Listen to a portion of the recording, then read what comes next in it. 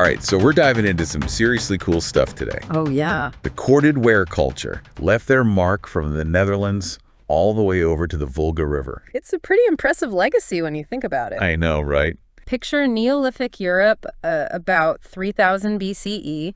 You've got some excerpts from a scientific paper on this. This researcher, Mikkel Nørtoft, some pretty dense stuff.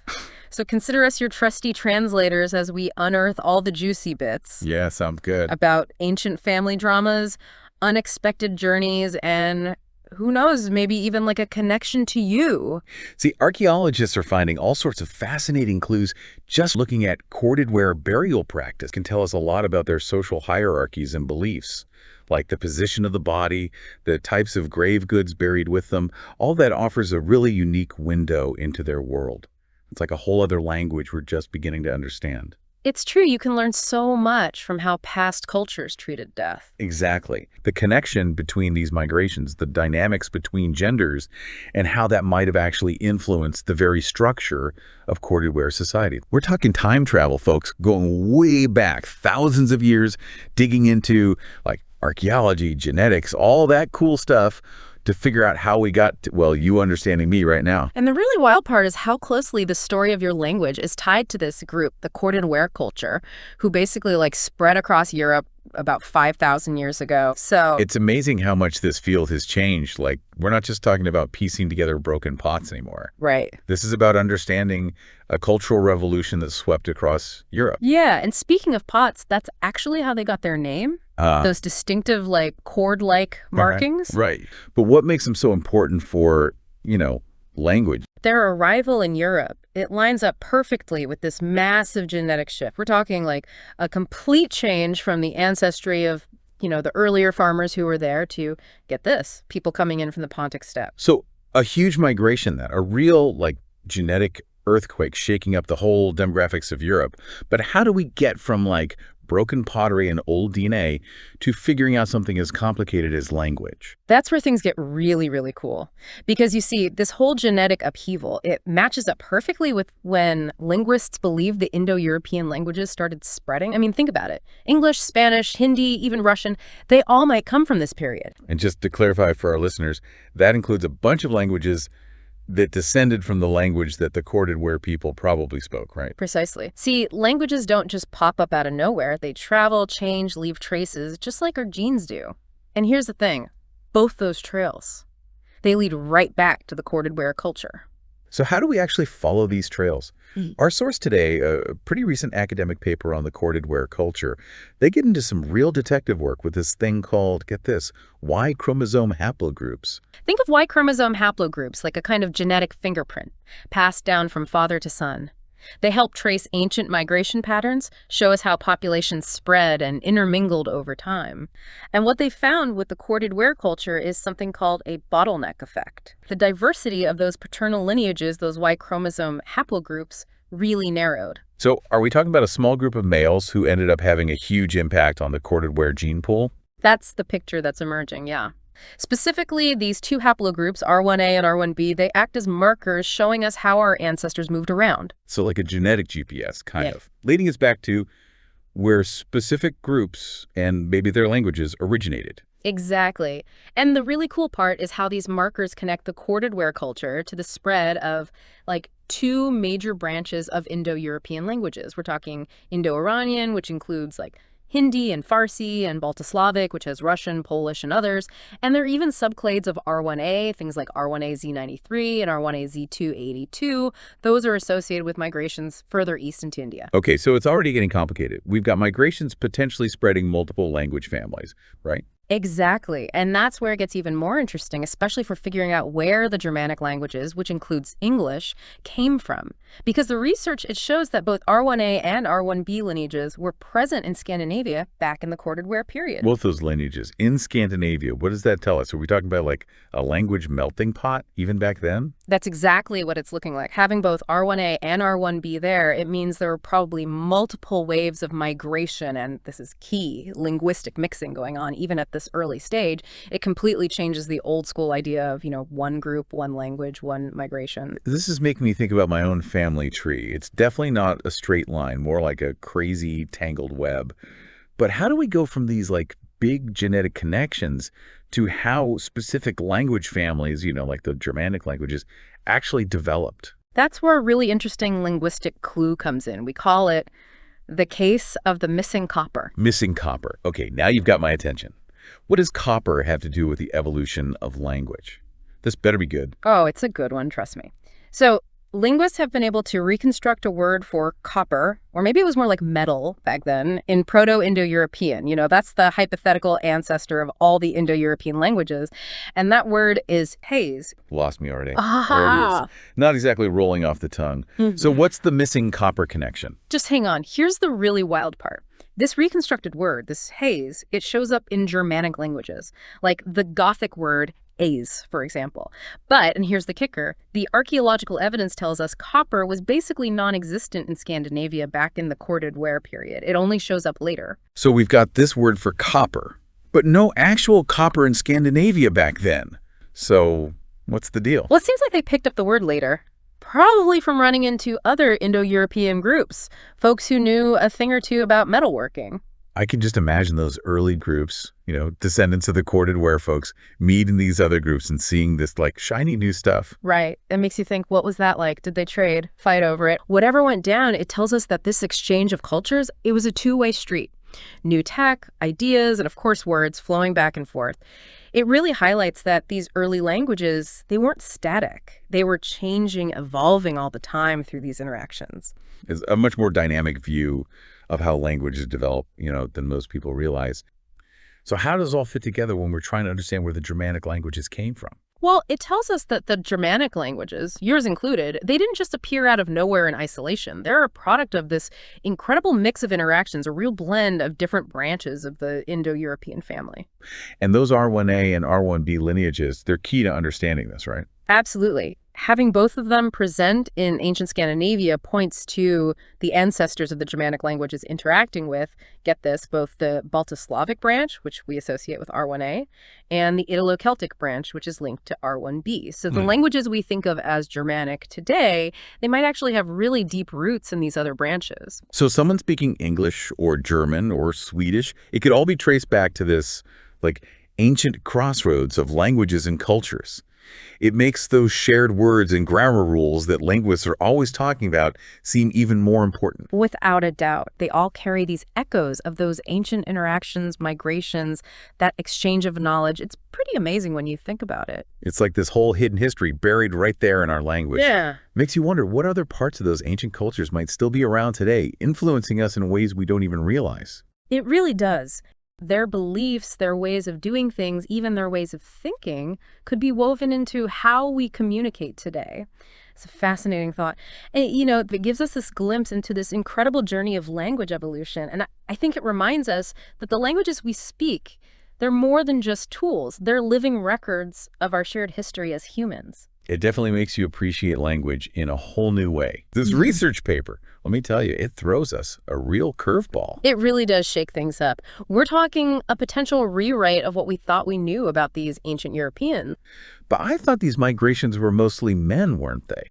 While it's true that some migrations, especially those Corded Ware folks, show a male bias in the genetics, it wasn't just the guys moving around. Yep. Women were marrying outside their own communities. We call it female exogamy. Makes sense, right? Marrying someone from a different group, bound to shake things up, linguistically speaking. Precisely.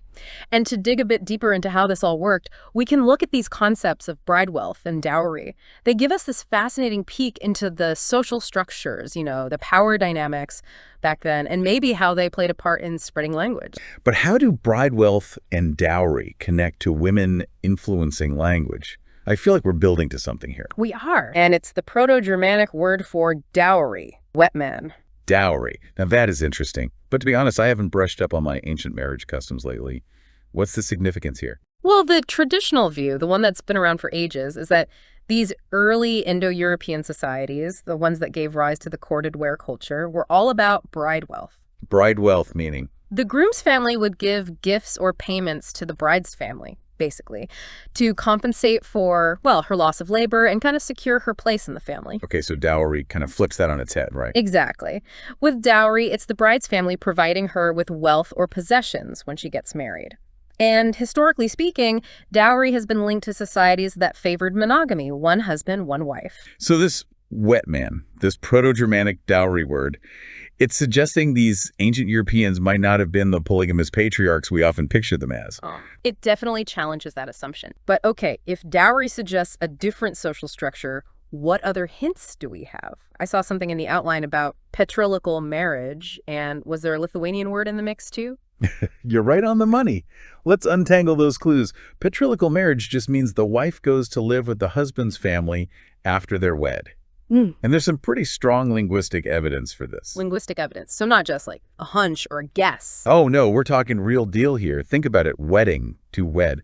Those words actually come from this ancient root, meaning to lead.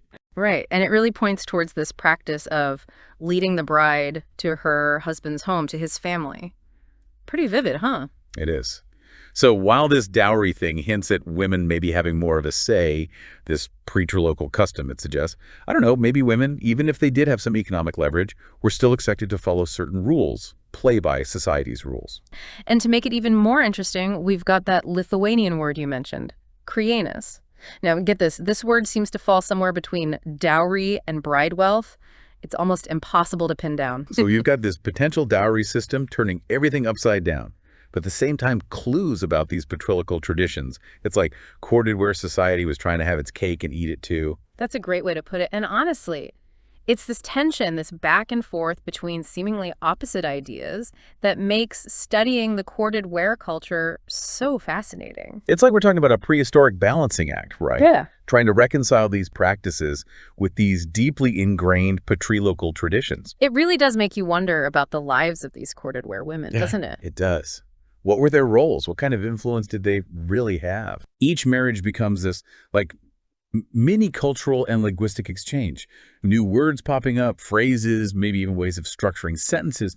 We're not just talking about these massive migrations anymore. We're talking about these personal interactions changing the course of language. So let's see if I've got this straight. We've got these genetic clues that tell us about migration and different groups mixing. And then there's that whole missing copper thing, which suggests these groups were in contact. And on top of that, we're seeing how social structures, especially the roles of women in marriage, make everything even more complex.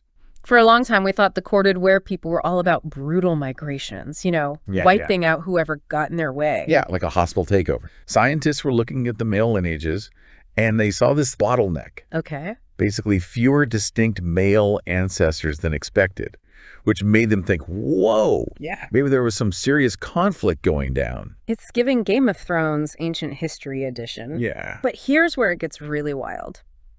They found new evidence in Bohemia that totally throws a wrench in that whole narrative. The early Corded Ware sites in Bohemia, they actually show a really diverse mix of male lineages. Way more mixing than we'd expect if it was just one group taking over. And get this, that genetic bottleneck we talked about. Yeah. It shows up later in the Corded Ware period. It means something else was going on. What if instead of a violent beginning, this bottleneck reflects some big social shift within the Corded Ware culture itself? Okay, now that's interesting. Are we talking about like marriage alliances, power struggles? Yeah. Maybe even a total reshuffling of how they organize themselves? You got it. They were traveling huge distances, connecting with different groups, sharing ideas and genes. But, okay, this mixing of cultures is mind-blowing, but it still makes me wonder, how did the Corded Ware culture become so widespread? Right. I mean, it wasn't all sunshine and rainbows back then, right? Good point. This paper also talks about a period of major upheaval. Right. Right before the Corded Ware culture, exploded. Okay. Think climate change. Yeah. The paper cites studies that show Europe was getting colder and the weather more unpredictable for centuries before the Corded Ware period really took off. Okay. But here's another plot twist. Okay. The plague wiped out a bunch of folks right before the Corded Ware period. Okay. It wasn't easy being alive back then. Now imagine you're a farmer and suddenly your crops are failing year after year. Winters are brutal and you're hearing whispers of plague-ridden villages. Yeah. You'd probably want to pack your bags and find a better situation, right? Makes sense. Who wouldn't want to escape that? But okay, not everyone just picks up and moves on a whim, even with a plague next door. Right. What made the Corded Ware people different? That's where those far-reaching connections come into play. Remember that cemetery in Bohemia we talked about? Yeah. The one at Vilnius? Uh-huh. They did DNA analysis on graves, and guess what they found? Out of all those burials, they only found one confirmed father-son pair. Most people weren't buried near their closest family. You'd think after going through all that trouble to move, they'd at least want to be buried with family. Right. That's really strange. It is, and it suggests something fascinating. Okay. The paper argues that the Corded Ware people were incredibly mobile. Think about it. If you're constantly on the move, building connections with different communities, maybe you don't put down roots in any one place. You might end up miles, even hundreds of miles from where you were born, connected to this vast web of kinship and trade. So we're talking about a culture that's not defined by borders or even bloodlines, but by this shared heritage, this ability to adapt and connect across vast distances. Yeah. That's a whole different way of looking at a culture, isn't it? It's like they were adapting to survive and thriving because of it. Exactly. They were able to weather those storms literally because they were flexible, interconnected, and open to new ways of doing things. You know, it's funny. We started off talking about pottery and ancient DNA. Right. And now we're talking about climate change, social networks, and the very survival of a culture. It really makes you think. Yeah, it shows how interconnected everything is even thousands of years ago. And speaking of connections, Okay. this paper mentions one more fascinating detail, this idea of a guest host institution in these early Indo-European cultures. Okay, now that sounds interesting. Break it down for me. What's a guest host institution? Imagine this. You're traveling across Europe, maybe hundreds of miles from home. You stumble upon a group of strangers. They don't speak your language, but you recognize something familiar, maybe a symbol, a ritual, a way of life, and you realize you share a common cultural heritage. Okay, so far so good. But what does that mean in practical terms? Like, were they just like exchanging pleasantries and moving on? Not exactly. Because of this shared heritage, you wouldn't be treated as a stranger, but as a guest. You'd be offered food, shelter, maybe even help reaching your destination. It was like a built-in support system stretching across entire continents. Wow, that's incredible. It's like a prehistoric social safety net. It makes you wonder if maybe in some ways our ancestors were more welcoming to outsiders than we are today. What do you think? It's a fascinating question, isn't it? And it speaks to something really important about the Corded Ware people. They understood the power of connection, of community, of looking beyond immediate differences to find common ground. It's really making me rethink how we define community today. Maybe it's not just about living in the same place, but about those shared values, that willingness to help each other out even when times are tough. Those things seem pretty timeless when you think about it. Absolutely. And, you know, that's what I find so exciting about studying the past. It's not just about digging up artifacts. It's about uncovering those timeless human stories, the ones that resonate across millennia, the Corded Ware culture. It's not just some ancient mystery. It's a reflection of who we are, how we got here, and maybe even where we're headed. Who were these people? Where'd they even come from? The paper mentions the globular amphora culture as potentially significant. Basically, the globular amphora folks, they were hanging out in parts of Europe before the Corded Ware culture really took hold. Okay. So how do they fit into the picture? Well, there are signs, genetic, and cultural links that suggest these two groups might have been more intertwined than we initially thought. So we're not talking about a complete cultural takeover then? Not necessarily, no. More like layers of interaction, blending, maybe even a shared history we're just starting to uncover. And to make things even more interesting, recent discoveries in Ukraine have thrown another group into the mix, the Zhvotilovka culture. Okay. Ukraine seems to be the place for these archaeological discoveries.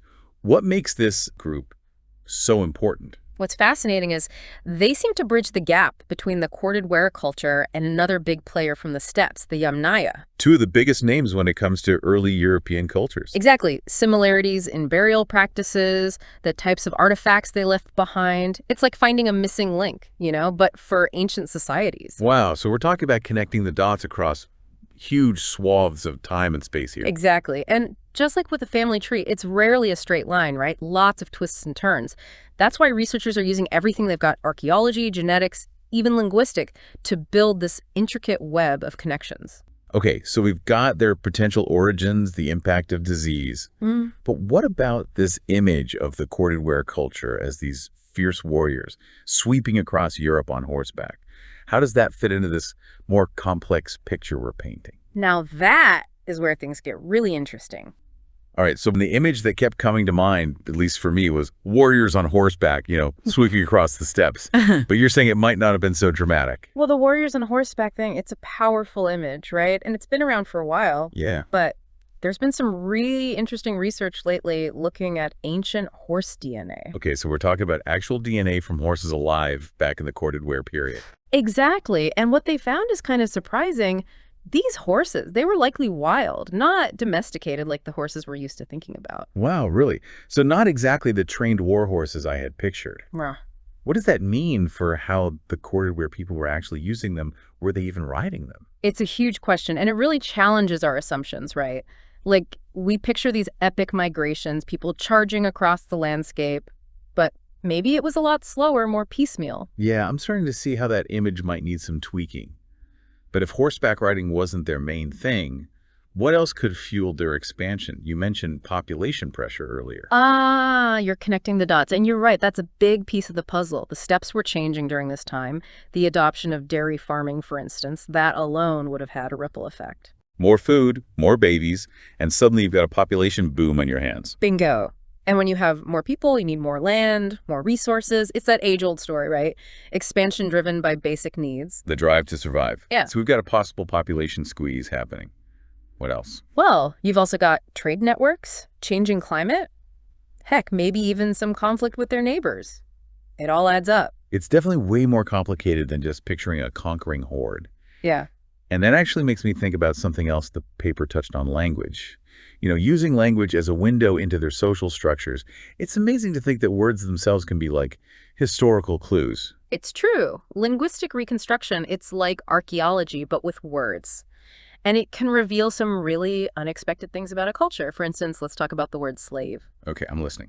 You'd think that a culture expanding as rapidly as the Corded Ware culture would rely on a system of slavery, right? Yeah, it makes sense. Especially if there was conflict, they might have taken captives, enslaved people they conquered, Right. that kind of thing. Right. Exactly. That's the logical assumption. But here's the thing. When linguists looked at the Indo-European language family. And just to clarify for our listeners, that includes a bunch of languages that descended from the language that the Corded Ware people probably spoke, right? Precisely. So when they looked for that common ancestor word for slave, the one all these later languages would have inherited, they couldn't find it. Wait, so does that mean they didn't have slaves? Well, it's not quite that simple, but the Yorti definitely throws a wrench in our assumptions. It suggests that their social structure, their labor systems might have been really different from what we typically imagine. Mind-blowing. And we can tell all of that just from looking at, or rather, not finding, a word. It's pretty amazing, right? But let's delve a bit deeper into those linguistic clues. Okay, so that word slave, or rather the lack of it in early Indo-European, it's still kind of blowing my mind. It really makes you rethink things, doesn't it? Big time. But if they didn't have that word, how do we even begin to interpret that? Does it automatically mean they didn't practice any form of slavery? It's not quite as simple as a yes or no answer, but it does suggest that their ideas about labor, about social hierarchy, it might have been very different from what we often assume. Right, because the absence of a word doesn't necessarily mean the concept didn't exist, right? Exactly. But it certainly makes you wonder, and when we look at the words that do pop up in later Indo-European languages, things get really interesting. You mentioned examples before the break. Yeah, you were talking about looking at languages like Latin, Greek. And when you trace those words for slave back to their roots, they often lead to terms that meant something closer to servant or attendant. So less about owning another person, more about service or kind of social obligation, maybe. You're picking up what I'm putting down. Take the Latin word ancilla, for example. We translate it as female slave, but originally it had a broader meaning, just female servant. Same thing with the Greek amphipolos, often used for a slave woman, but originally it referred to a woman who served in a religious context, like attending to a priestess. So instead of this rigid divide between free people and enslaved people, it's possible Corded Ware culture had something a lot more fluid. Exactly, a much more nuanced system than we might expect. And it goes to show we can't just impose our own modern understandings of social structures onto the past. We're starting to see the nuance, the complexity of their story. It's a good reminder that history is never black and white. Migrations usually happen for a reason, right? Right. Imagine a massive population boom hitting the steppes around 3300 BCE. And researchers believe this happened because of new technologies. Makes sense. New tools, new possibilities. Exactly. So you've got wheeled vehicles, which suddenly make transporting stuff way easier. And then there's that whole dairying revolution. Oh, right. Dairying. So they could suddenly produce a lot more food, right? Yeah. Which, of course, means more people, more mouths to feed, and eventually not enough land to support everyone. Exactly. It's like a perfect storm. And imagine the pressure on these communities, right? You've got limited resources, a growing population. Suddenly, those stories you've heard about fertile lands to the west, they start sounding pretty tempting. I bet they do. It's that combination of push and pull factors, isn't it? Yeah, exactly. Like you said, push factors, overcrowding, lack of resources, but also those pull factors, like the allure of new resources and new opportunities, maybe even trading opportunities with other groups. Because they weren't living in isolation, were they? They would have been interacting and trading ideas and information with other cultures. Absolutely. And honestly, the picture is much more interesting when you consider all those interactions. But there's another fascinating theory we should discuss. And this one goes beyond just the practical reasons for migration. Okay, now you got me hooked. What else could make thousands of people pack up their lives and journey into the unknown? What could be that compelling? What if I told you that fame might have been a major motivator for the corded ware? Fame. You see, there's this Proto-Indo-European word for fame, kleos. You're talking about an ancient word for fame, and you're saying this is like some kind of linguistic time capsule. Survived for centuries across all these different cultures. Yeah. What's the big deal about kleos?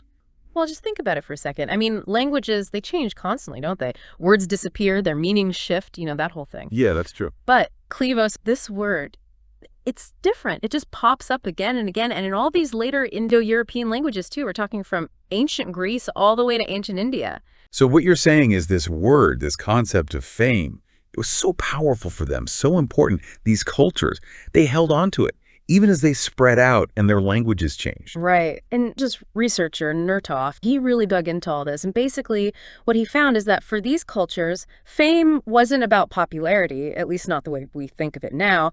It was about something bigger, more like legacy. It's about your name being remembered long after you're gone. I'm starting to get it. It's like building those giant pyramids, right? Yeah. You're not just building a tomb, you're making a statement that's going to last forever. And speaking of the corded ware culture, they built some impressive stuff too, didn't they? Absolutely. Those kurgans you find at their sites, Yeah. the burial mounds, those were major projects. They weren't just piles of dirt either. They were designed to be seen for miles around. Wow. Just imagine the effort that took. It really does all tie together, doesn't it? I mean, we've got this quest for new horizons, right? Yeah. The need to provide for their people, the pressure, but also this desire to leave a mark on the world, to build something that will outlast them. Kind of humbling when you think about it. It makes them seem much more relatable. Definitely. It's like we're getting a glimpse into what motivated them. And the deeper we go, the more complex the picture gets. It was about deeds, right? Actions that resonated through the ages. So in a Kleivos-obsessed society, how different would things be? Like if your reputation was literally everything. Oh, man. Talk about high stakes, right?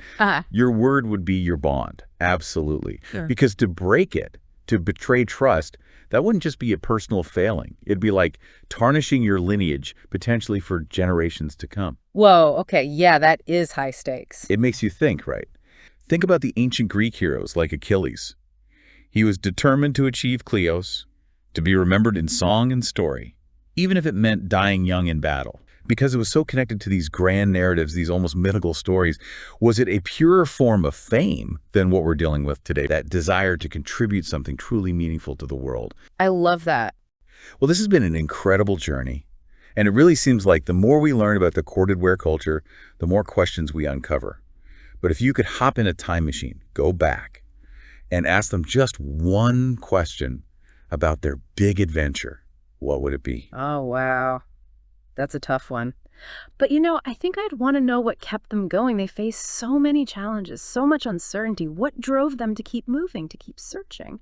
Was it hope for something better, a sense of adventure, or something else entirely?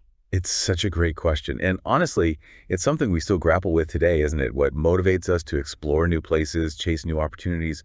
It's like some things never change. That's true. Well, I, for one, will never look at a history book, or even a dictionary for that matter, the same way again. That's our deep dive on the corded ware culture for you. A culture that reminds us that history is never set in stone. So, until next time, keep exploring, everyone.